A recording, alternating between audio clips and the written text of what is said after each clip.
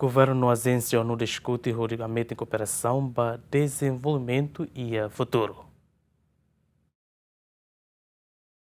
Vice-primeiro-ministro, no ministro, coordenador do assunto economia, ministro turismo do ambiente, Francisco Alborilei, discute com o representante da Organização Nações Unidas de Timor-Leste, com a BAM, o ensa a dia tan colaboração entre o governo no Agência ONU Sira e o futuro. Vice-primeiro-ministro ateten, o governo se organiza fórum ida com a Agência Internacional Sira do discute prioridade nacional no reforço cooperação para desenvolvimento.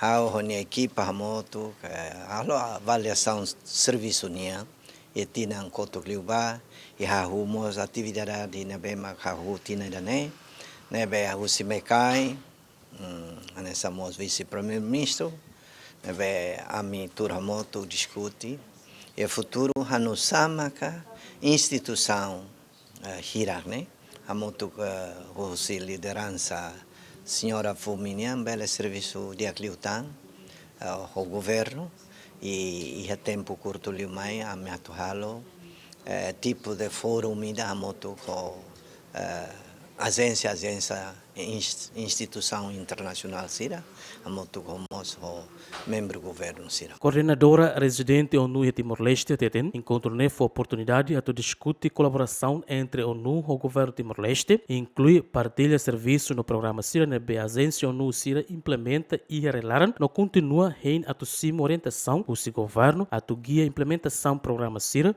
onde assegura que apoio nebe fobele responde à necessidade do povo Timor-Leste e a área oiuen. We were discussing collaboration with the government and more importantly sharing the work of UN and looking forward to continued leadership and guidance from government on our programs in Timor-Leste. So talking about all the things that UN agencies implement and support government to support the government and people of Timor-Leste in different areas.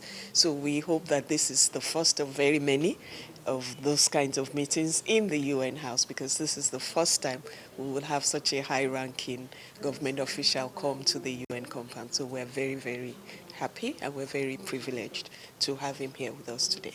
Encontro ne reflete esforço do governo a hametin em relação ao parceiro internacional Sira, inclui a Organização Nações Unidas, onde promove desenvolvimento sustentável em Timor-Leste. Simão Ximenes, Adérito Ximenes, GMN.